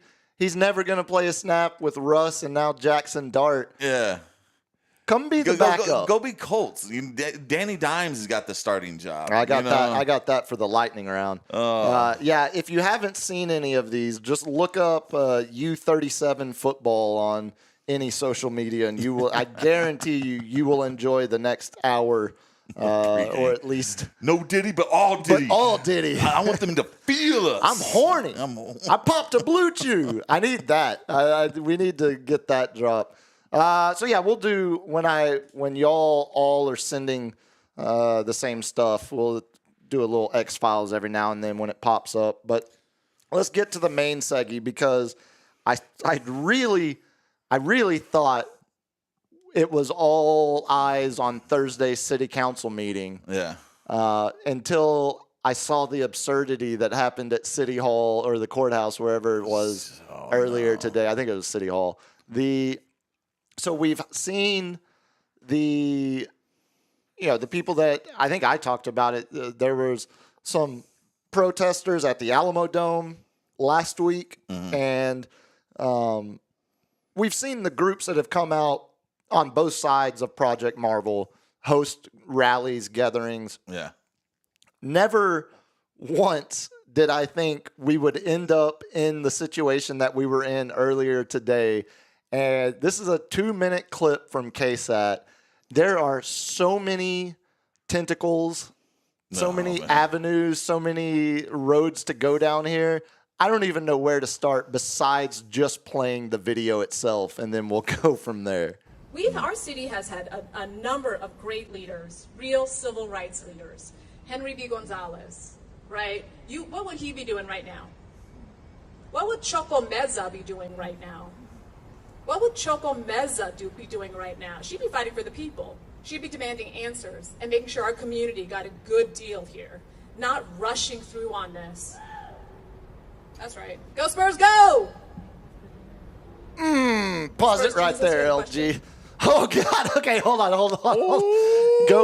Go back like 10 seconds. So she, references. Did you feel the pulse of the crowd right there? She references Henry B. She references Choco, West Gina. Side, longtime activist. She's Come on, Gina. She's starting to feel like she's getting the crowd support. She hears one random person And that's her scream aide. out. That's her aide back there. Gotta be. Or it's one of her out-of-town, carpet-bagging political consultants. Play that again because not only does her Go Spurs go, first of all, it sounds like it might be the first time she's ever said it. Secondly, zero response from the crowd. And then listen to the follow-up that she has after that falls flat. That's right. Go Spurs, go! Spurs Jesus, you had a question? God, This is where we find ourselves. Spurs Jesus is holding a shovel head that just says build it. Our mayor is shouting go Spurs go to zero response after The press conference that she is now commandeered was local business leaders, hospitality groups, and Spurs Jesus doing a rally in support of Project Marvel right out in front of her office. So it's not like she traveled out of her way to go down there. Yeah. I'm not critiquing that part at all, but just all of the absurdity. Why would you give that guy any pub? Well, that's a whole nother question. Yeah, that's Spurs Jesus. Can you hit us with a hot topic take? I wonder what you're gonna want. I just love the fact that we Because now have. is Spurs Jesus gonna think about all the poverty-stricken people in our city, like the real Well, that Jesus? would be very Jesus of That, him. or Yeah. are you just saying just build it? I think it's the shovelhead saying F build all it. these poor. Yeah, I think it's a little bit of both there. F all these poor people. I just love the fact that we now They're have not going to buy recorded season tickets. that we now have recorded in perpetuity her saying, "A Spurs Jesus." I think you had a question or whatever she said there. Play it, LG. Oh man, dude. What are you going to say to the people?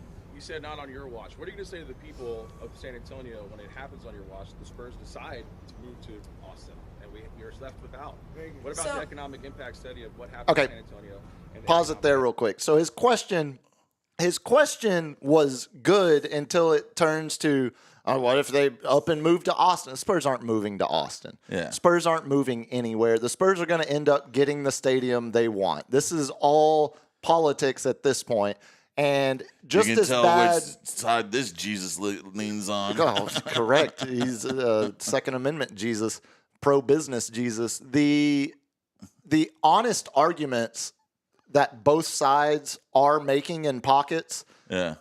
I think that part of the conversation absolutely needs to be had. That actually talking about, but the accountability of each. But when one side where says, the money's allocated, the itemized reports on it. When one side says we have to do this, or they're going to move to Austin, Vegas, wherever, fear mongering, and then the other side, exactly, and the other side fear mongers of propaganda. Well, technique. we're not going to be able to do anything for our poverty residents if we build this stadium. Like again, I think we have done a decent job of pointing out the absurdity of both of those positions. Yeah. While agreeing with the mayor on a lot of things, while also calling out her style of communication, let's call it. Let's like going down and taking the microphone at a rally, a pro Project Marvel rally. He already had the microphone in his hand. They like, why? I would have been like, get this clown out of here. No, again, as you've heard a lot of people He's talk not about. our spokesman. No, and that's the thing. You've heard a lot of people talk about, well, San Antonio is a top 10 city in America. That, what we saw on the steps of City Hall, that's not stupid. That's not the seventh biggest city in America type of behavior, type of shit. Like that, that's embarrassing. The amount of online. This is going to be on John Oliver, dude. Damn it. Oh, we this can is only be hope. On John Oliver. God, I would hope. I would hope we get to that level. This is going to be on Bill Maher, John Oliver, anything, dude. Like, we're going to get roasted for well, this if it's crap, on Maher, dude. no one will see it at least. You like that? I love me some Bill Maher. I used to love him. I've soured. And it's not like it's like in the last year. It's like 5-6 years ago. He's consistent. Yeah, but it stopped being as funny. And it was more like targeted. And it was a lot of what like Jon Stewart was before he went on self-imposed hiatus. Like it started, you could just tell it's kind of started to just be like mean and not as funny. Yeah, that's kind of where I lost it. I think he's trying to I think he's getting so upset of like where, because he's an old school liberal, you know, and he's like, this woke crap has made us look stupid. And I think he's getting a little bitter on that, but he's not going to like. Yeah, but he's not going to take the bait to be like, now I'm going to be a Republican. He's exactly like what you so said, many though. other people. He's old school liberal. Like there are plenty of new school liberal, like Nick Mullen, Adam Friedland, like the old Cumtown crew. Like there are plenty of young liberals. Did you never listen to it? The Cumtown crew? Oh, it's one of the most influential podcasts ever. It was Nick Mullen, Adam Friedland, and Stavi, the big fat stand-up comedian. Oh, yeah. Greek dude from Baltimore. It was one of the absolute I cannot recommend enough going to find. But it was that same kind of, it was very, very liberal. Yeah. But also very, very, and not woke. Let's put it that way. It was, everything was a punching bag. But no, back to just the absurdity of that playing out. Obviously, we all know both sides are rallying support for Thursday. We talked about it on the last episode, the actual city council vote that the 2 votes we're going to get tomorrow in the meeting. The first vote that the mayor wants, asking for the strategic pause, and then the second vote being actual voting on moving forward on the agreed to term sheet. And I think there's going to happen. It feels, again, that's why all of this, like her popping down there and asking Spurs Jesus if he had a question, it all kills me, man. I think there are ways, like, for example, a lot of people are learning that we have, Democrat Socialists of America city council members and people that, like Gina was recommended by DSA. Although I think they called it, what did they say? It was something like, it's a real Sophie's choice for mayor. Like, they didn't like her, but it was better of the 2 options in their eyes. Obviously, my city council member in District 2, Jalen, member of DSA, the only actual member. And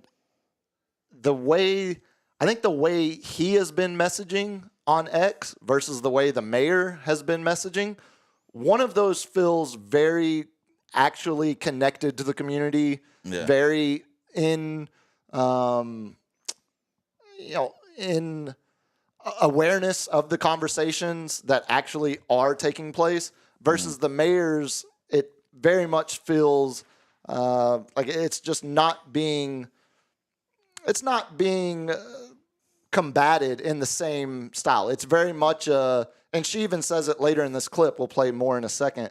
It's like, but if we do what I want, or I mean, what I think we should do, that's a bit of a Freudian slip in a way, because it does really just feel like you're doing it purely for yourself. Yeah. The optics aren't great. It doesn't feel like you're doing it actually for the poverty-stricken citizens. You're doing it for your brand. Exactly. And that's where I think a lot of the people that, whether you, like I think I'm one of the ones that I tend to agree with a lot of what she's saying. Yeah. But the messaging and the way she's presenting it absolutely turns me off to the ideas. Yeah. Even though I still support them, think it's not a bad idea. But we also want the stadium. That's correct. And just the messaging about it, it absolutely, it does mean something. As silly, stupid as that sounds. Play some more. It's LG. got to pop. Yeah. It's got to pop. You got to connect. Awesome. And we're left without. What about the economic impact study of what happens in San Antonio and the economic impact when the Spurs leave? So, to your point, the Spurs have never said that they would leave San Antonio. That is a comment. That is a fearful comment. I understand that, but the Spurs have never said that. The Spurs have never said, "Hey, City Council, if you don't vote on a term sheet on Thursday, we're leaving." They've never said that. Hold on, let's be. We've never said that. We've never said that. But that's not the question. That was my question. I understand that, but that is not. And I understand people are trying to, frankly, scare people into that. But again, See, and I we think she's have an right on opportunity this. to do this right.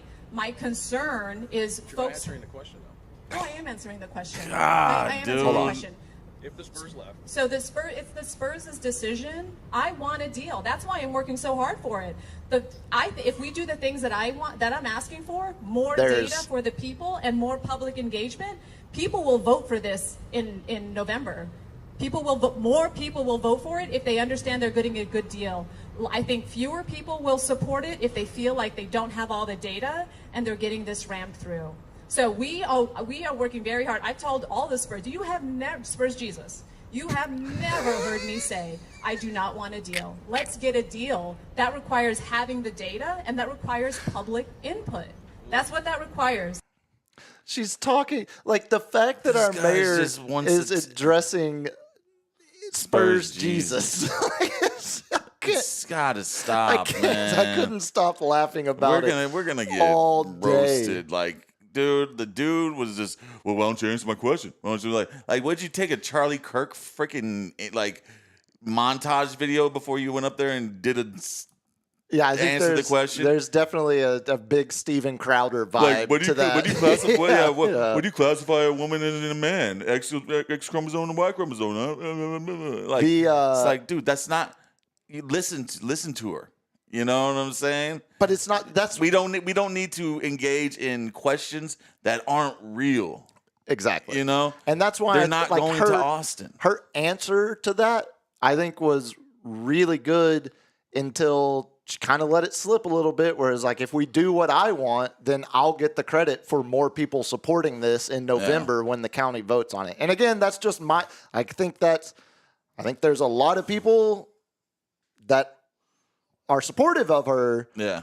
That are in agreement with the people that can't stand her because of stuff like that. And at the end of the day, like you said, I think Thursday, we're going to end up seeing hers fail, the city manager's term sheet pass, and then we get to November on the county vote. And hopefully we're done seeing Spurs Jesus pop up at City Hall, because I don't know how much more. Don't give that man a mic, dude. Like, he dresses like Jesus and he goes to all the events and people buy him shit. He's a beggar. You know, and okay, so there are layers to this too. There are. I guess Jesus was a beggar too. Whatever. He also was a carpenter. The a Raptors super fan. He's a chic dude, a car salesman from up there at all the games.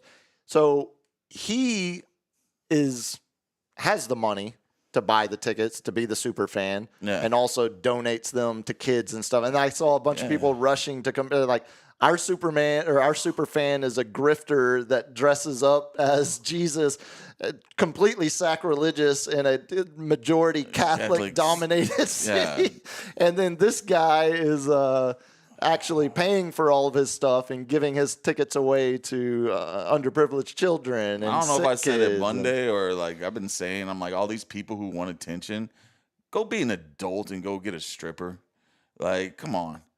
You know, if you want attention that bad, pay for it. Yeah, that's a problem though. Look, it's pretty funny. There is some humor or irony in the fact that the guy being given all of this stuff for free or being paid to appear as Spurs Jesus at events is also the one that is like not thinking about, like, I'm just thinking about the bottom line. I'm thinking about my nut. Like, I gotta get my nut. But what about my nut? But I mean, okay. So what happens if they leave town? And then what's up with the economics then, huh? Why don't you answer the question? Answer the question. I'm not gonna answer stupid questions. I would just say stuff like that, because I'm like, that is not like, what if an asteroid hits the Spurs stadium? What happens then? Like, I'm not gonna answer that stupid question. Yeah. What else you got? Next one. What next one? I was like, that's dumb. Get out of here. Again, if nothing else, if we look back in, what is it, 2032? If we look back in 7 years on this, we're going to be on John Oliver again. This week that was in our local politics, I think we'll have a lot of fun remembering when our mayor said, "Spurs Jesus, I think you had a question." Is that, man? That's going to be a drop. Go Spurs, go! Man, it wouldn't be our first time to be on John Oliver. Our morning crew people, they would always snipe at each other, the girl and the guy. Oh yeah, that was Esteban. Yeah, they did a montage on John Oliver about them, and I'm like, oh crap. Yeah, we had a lot of those. We had a lot of those drops at some point when that first ran. LG, let's get to the lightning round and try to stay a little more on time tonight. What, we're gonna be on time? Maybe.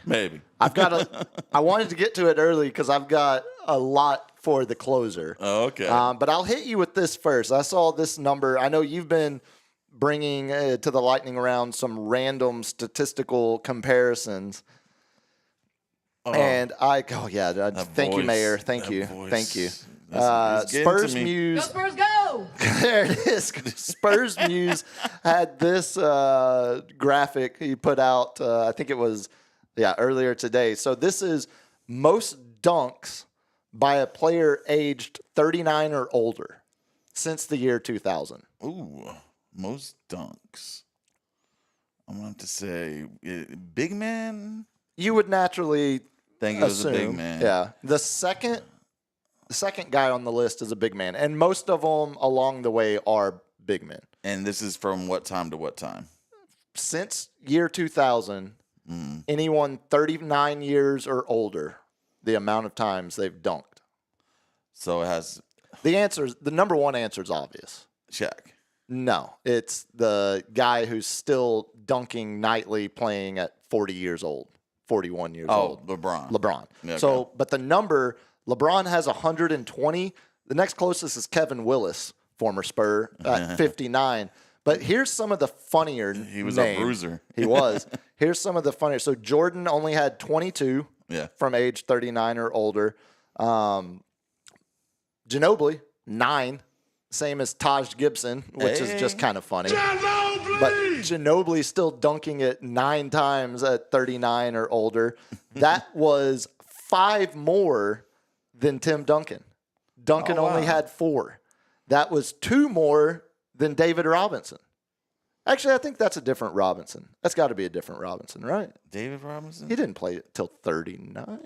He wasn't that that was old. last year?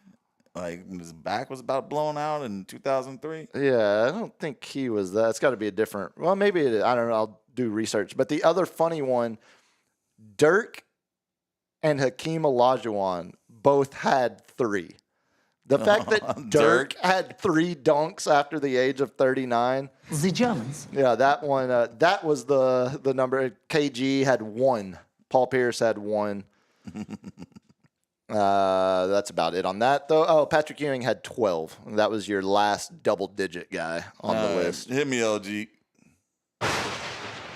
So coming back to comparisons, I'll bring you one of my own.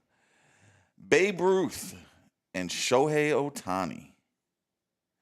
All right, 159 home runs, and this is Babe Ruth. 159 home runs in his first 674 career games. His win-loss in pitching was 35-18 in his first 455 career innings pitched. Shohei won 60 home runs in his first 674 games and a win-loss of 35-19 in his first 455 games. It's oddly similar. Like damn near exact. Identical almost. That's crazy, man. Oh, it's so weird. That's why the comparisons. That's sellout. Comparing Ohtani to anybody except Babe Ruth. Yeah. And Babe Ruth got to pitch just because he told him, I want to pitch. And then stopped pitching. Yeah. I think what's the story behind it? Because it was like he had gotten like it wasn't an injury, but there was some. Oh, John Goodman back in the day, the Babe. Yeah, there was some reason. We might have to follow up on that because I can't remember. Hit me, LG. Speaking of Spurs, the Austin Spurs actually have a new head coach. They already moved? Yeah, that's it. That's it. They'll be playing in Jesus. Moody. I apologize for everything, you grifter. It turns out you were correct. No, they hired the only reason I'm saying it's kind of a just funny connection because obviously had a lot of success with Australian players. Of course, Patty, but not just Patty. Now, the Austin G League team, their new coach is a dude named Jacob Chance. The last 2 seasons, he's been an assistant coach in the National Basketball League, which is Australian league. Okay. So we're tapping back into Our Aussie roots. I like it. I love it. We need more Aussie. The Aussies are wild ass. Aaron Baines getting carried out by Timmy after celebrating at the club. We need more Aussies. I think that could be the key to deep postseason runs. Yeah, hit me, LG. All right. We have no other than our Secretary of Homeland Security, Kristi Noem, who happens to be all seen in the last South Park episode, really likes puppies. She said that she will paint the border wall black so it will make it harder to climb. Why do we have dumbasses running stuff in our country? Well, okay, devil's advocate, or not even devil's advocate, but how is that? What's the logic behind it? Black absorbs heat. So it's making it hotter? Yeah, it's not like they can't get a pair of gloves or nothing. Or dig underneath it. Maybe correct me if I'm wrong, but don't most crossings happen at night anyway? Yeah. Possibly? Yeah. I mean, that just seems logical too. Yeah, How much paint? How much of my tax dollars in paint is going to go to make a rust-colored fence black? Yeah, I think you're going to lose that battle at this point. It's literally a drop in the bucket. Hit me, LG. You mentioned Daniel Jones. Danny Dimes named the Colts starter. I didn't realize the more I read about it, the Anthony Richardson pick, 4th overall, out of Florida after he had only played in like 10 college games, something ridiculously small. Yeah. Bill Parcells used to always talk about when he scouted college quarterbacks, the first number he looked at was the amount of games they played in, the amount of snaps they took. Yeah. And if a guy hadn't played 2 full seasons in college, unless he was just, unanimous top prospect, that was someone Bill didn't spend a whole lot of more time scouting. The Anthony Richardson one, they thought they had him in Cam Newton. So reading more, they didn't think that. The late Jim Irsay thought that. Oh. And when Irsay passed away, that's kind of when I think a lot of Colts beat writers and a lot of people he doesn't. He's kind of like he was like the Trey Lance. He doesn't have the touch. He can throw it down the field 70, 80 yards in the air, but do you remember a little out route touch or through the middle? Do you remember a quarterback named Kyle Bowler? He was a Ravens first-round draft pick.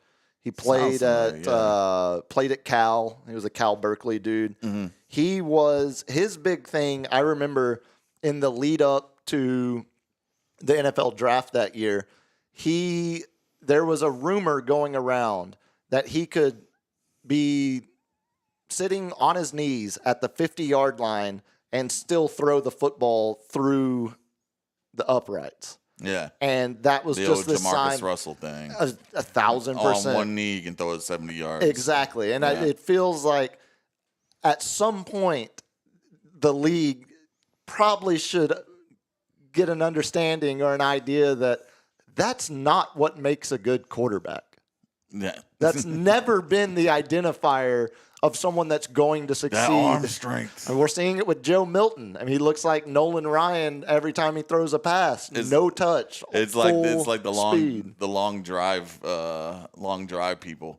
Yeah, they can hit the ball a ton. Oh, that's a great comp. Yeah, can they putt? Yeah, that's exactly what it is. Can they chip it on the green? Yeah, you're seeing some dude that can bomb it 500 yards, but has no other attributes that would make them a good golfer. Yeah, that's a great comp. And 1 out of every 4 is not on the fairway. Hit me, LG. So, did you know they caught one of the WNBA dildo throwers? Is it the one we were talking about where he got 2 charges? We were talking about how ridiculous. No, this is after the one. Oh, this is another one. No, 18-year-old Caden Lopez, and he looks about what you think a guy throwing dildos out. What exactly? Like. Okay, actually, that checks out. Checks out. Yeah, a local screwball. If you guys want to Google Caden Lopez with a K, Just like all my son's friends named Aiden, Jaden, Gaden, Daden, Baden, Naden, Jaden. Like, what is going on with like? Yeah, stop. that is absolutely. It drives me No, it's Andon. You know Andon, and I'm like, yeah. I was like, I also know Aiden and Jaden. Like, come on, man, give me a break. Yeah, anytime there's a K when it could be a C, I have questions. First of all, I grew up next to a town that had the Coffee Cup Cafe. That's East Texas, and dude. they didn't change that third K for years. It was. There's one that have you ever seen? Was it something crap? Country Corner or something? Oh yeah. As you go down 281 towards like Corpus Christi and everything. It's all KKK. I'm like, it's like Chris Country Corner or something. I'm like, yeah, that's not obvious. Yeah, don't. I'm going to have. You can try to explain all you want. Yeah. But I have absolutely no time. We need more dildo throwing. Come on, man. Let's see. Let's get a couple colors involved in here, not just green. One's got to stick. Get the suction cup ones. We've kind of hit a lull now. Like, see, it's been, I told you. Like, what's the over under on a dildo throw in the WNBA? Well, I bet we could find it on Polymarket. Polymarket. I'm gonna say it has dropped down to gotta be a 1 in 20 because they've really. I guess they're patting down crotches now. Sir? Yeah. What is this? That's my penis. It appears. I need that drop. Yeah, it appears as if the odds are no longer posted. The last one I can see is from August 10th, so that was 10 days ago now. Hit me, LG. If you're buying frozen shrimp at Walmart, just be prepared. They're going to be more radioactive than they already were to begin with. How's a radioactive isotope get into frozen shrimp? That's why we need to buy American, Cap. If you were just buying your shrimp from the Gulf, from the Gulf Louisiana, of America. Gulf of America, we don't have radioactive. It'd just be covered in oil. Yeah, it's cesium-137, a radioactive isotope that is made through nuclear reactions and exposure. Thank you, Maya Say. Exposure to the substance over time could pose a potential health concern. Yeah, that's. I think that's putting it lightly. But that just reminds me of the whatchamacallit, the HBO miniseries. Oh, The Last of Us? No. What does that have to do with radioactive? That's fungi. Have you ever watched it? I played the game. Yeah, so no. The what happened in real life with Gorbachev and. Oh, what's that city? Yeah, the meltdown, the nuclear Chernobyl. Yeah, Chernobyl. Yeah, Chernobyl. Like you saw these, like they were pretty graphic on how like what happened after radiation. It's pretty graphic. Yeah, it's like, not good. It's like, wow. Only other thing I had before we close out. I don't know if you have one more or not, but I'm good. Fellas, little light today. The tariffs are getting real. They have finally hit me where it potentially hurts the most. Old records. No, the records are still fine. We can get those printed in America. We're still fine there. PlayStation, Sony announced they're raising Yeah. the prices of all PlayStation 5s by $50. What was it? Oh, LG put me on to he put the Joe Rogan mics on that are made in Japan and they got tariffed. Oh, by how much, LG?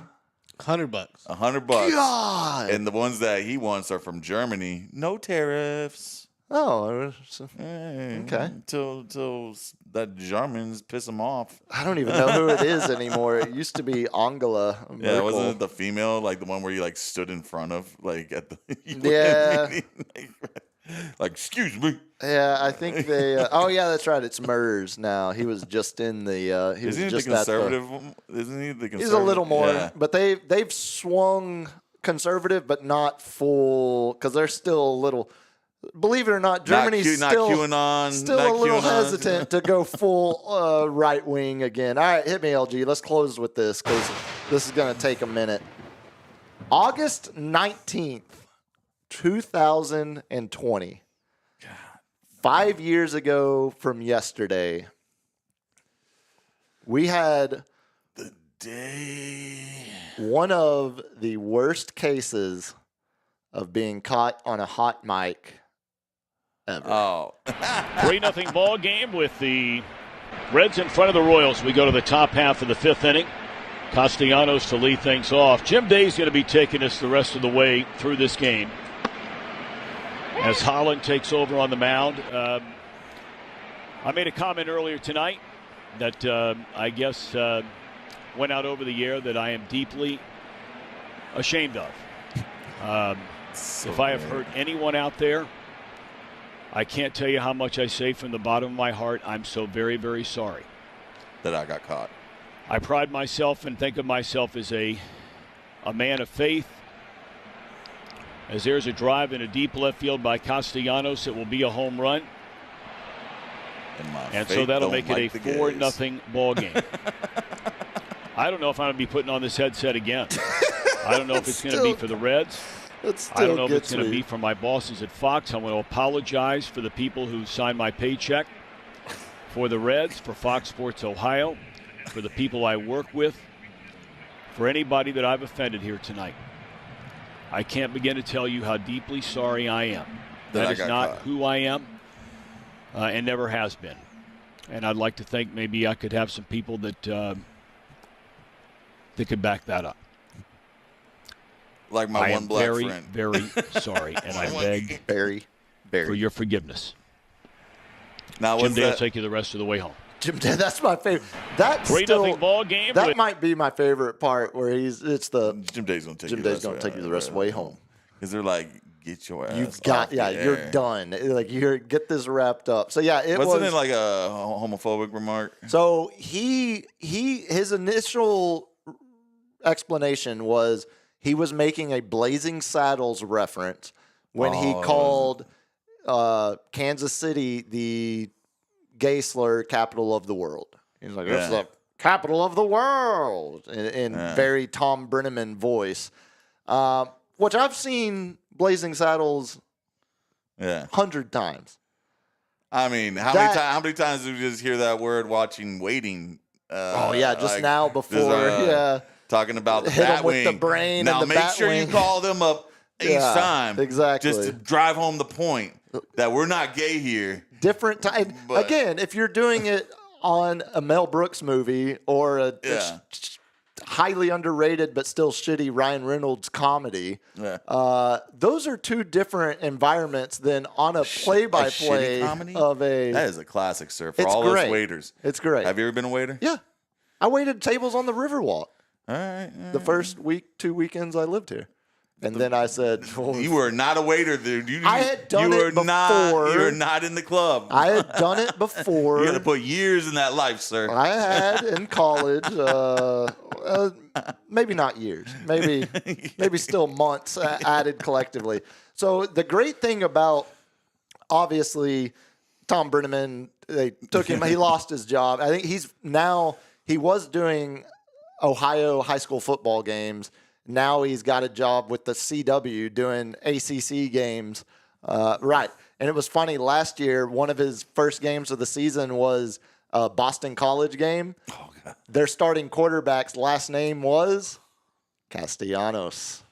No relation, but Tom had fun with that.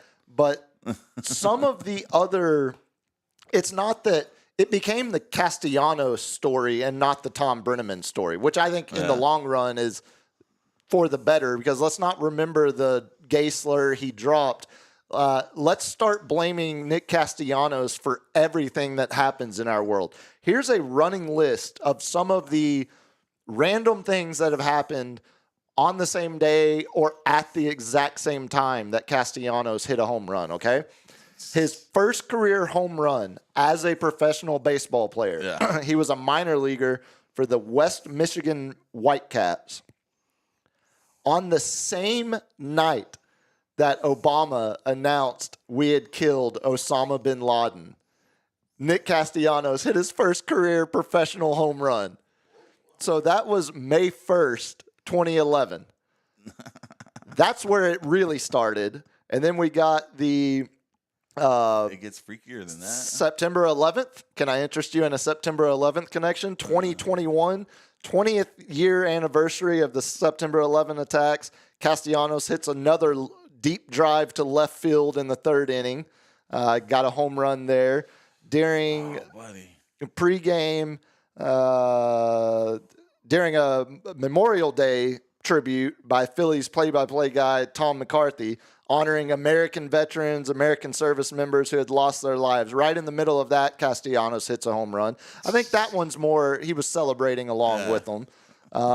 During roughly a half hour after the announcement of the death of Willie Mays, the Phillies won their game on a walk-off hit by Castellanos. Not a home run, just a double. Does he get just juiced from like horrible things? He hit, well, here's two for both sides of our political leanings. He hit a home run on the same day that Trump was shot. He also allegedly hit a home run on the same day that Joe Biden announced he was dropping out of the race. So he got both sides of our politics here in America. Oh man! He hit a home run 3 minutes after Ovechkin broke Wayne Gretzky's all-time NHL goal record. God, I'm cutting some of these because there are so. And granted, now it's all about Castellanos hit a home run. Let's see what happened or what. But the other one that I remembered specifically. This one was ironically enough, during a Kansas City Royals game. Oh, buddy. And the Royals are eulogizing a guy, a World War II veteran, George Gorman, whose son had been working for the Royals for almost 30 years. And this was what the eulogy sounded like. Well, we're going to tell you about a great man, and it's a loss for the Royals family. This is George Gorman, who passed away at the age of 96. He served our country in World War II. He went to the University of Kansas, and so did his son, Pat Gorman, who's been working for the Royals in the clubhouse for 26 years. Wow. And that was Pat's father. Well, that's a great life. 96 years. And Pat, just like his dad, went to KU. He also went to Bishop Ward High School. Ooh. There's a drive into deep left center field, and there's never a great time to eulogize someone during the broadcast, so we apologize for the timing, but our hearts go out to Pat, who's just been a tremendous loyal and his wife Katie.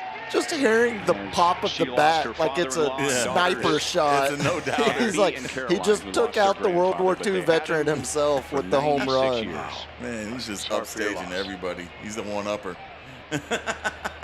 Yeah, like I said, if you are interested, there is a whole Wikipedia page that is just titled "A Drive into Deep Left Field" by Castellanos that has all of these occurrences. Oh, buddy.